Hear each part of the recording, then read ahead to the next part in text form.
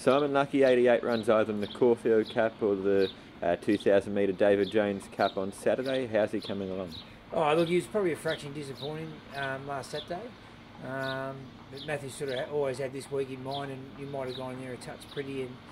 And look at his form, all his backups. He's won every time he's backed up or run super. So, whichever race he gets running, he'll be competitive. Were there any reasons why he was that tad bit disappointing on Saturday? Oh, his condition might have gave way. We rode him probably a bit more forward because we drew out wide. So, if you can ride him just a touch quieter in the Caulfield Cup or the David Jones, we'll probably do that, and probably get him rolling a bit from the 600 too, instead of being in sit and sprint. So there's a few little things there, and hopefully that sort of gets him going back to the right way. Is this Saturday's grand final? Oh, look, we'll just see. We'll just go from there and see how he performs, and if he performs well, we can go into Flemington. If he doesn't, well, he might go to the paddock. In the Tristac Stakes, you got 3 runners. Start off with Response, who flew home the Gilguide. Yeah, super run the Gilguide. Probably went a fraction early. Had a really good blow after it, and the winners come from behind her. So we were pleased. She's tightened right up. We've given her a fair bit of work over the last couple of weeks, and really, really happy with the way she's going. She's third up on Saturday, so she should be at her best fitness-wise then. Yeah, and we'll improve out of the run as well. We had that minor setback with her foot, and has probably put her campaign all over the place. So, whatever she does again on Saturday, she will improve on. Have you mapped out a plan with her for after Saturday? She'll probably head to the Mire on Derby Day. Royal Commands ran 7th behind Born to Rock at the Moonee Valley first up last time. Yeah, probably had no hope from where she was in the gate she drew, so it was a pretty good run. She's actually going really, really well. She's really sharp in her work, and she'll improve out of the run, and she's drawn awkward again, so she'll go back, and then we'll just see what happens from there. And Booklet's going well. They're coming off a good performance behind Lady Lynette of Flemington a couple of weeks ago.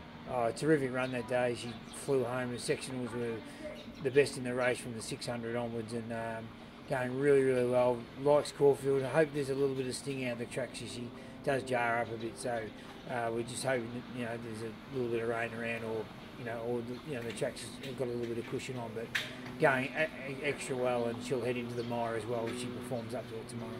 Your 3 mares are going well, but they take on top mare, probably the second best mare in Australia, More Joyous. Oh, look, you got to throw up the stumps, and More Joyous is a quality mare, but we've got Booklet on the rise, and Response is a dual group runner winner herself, so we're just as confident, trying to win the race.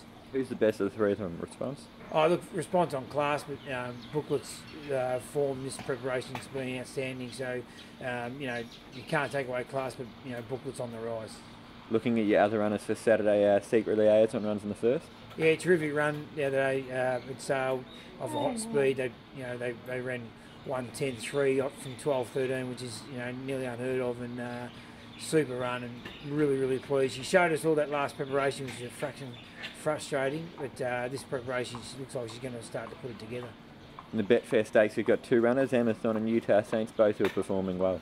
Yeah, well, Utah's on the backup.